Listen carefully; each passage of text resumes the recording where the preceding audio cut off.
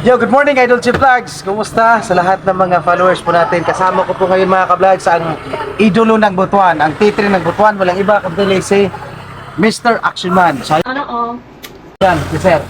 So kasama ko ngayon. And thank you very much nga pala sa ating boss RBT, no? Thank you very much. Maraming sa inyo dala mga ka-vlogs sa pagkain natin.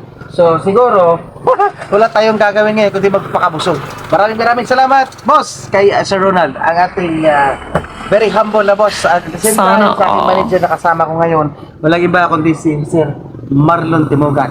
So yun mga ka-vlogs, thank you very much sa lahat din po ng mga followers ko na walang sawang sumuporta sa Idol G Vlogs. Then mga ka-vlogs, follow nyo rin po si Marlon Timogan Vlogs, Mr. Action Man, kasi marami siyang mga content din. Yung sir, ano yung mga content mo na sir? Pakisabi na lang sa kanila sir. Pagtulong sa kapwa. Yun, pagtulong sa kapwa. Yes. Tema, mga pang-abuso. Pang-abusuhan. Then, ano pa sir? At iba pa. Ibang mga, yung mga ano mo sir, yung mga reporting mo sir, at the same time yung mga, Balita. yun, Lokal. regional, national, lokal. Ano tayo sa... Okay. So yun mga ka-vlogs, follow nyo ha. Search nyo mga ka-vlogs again.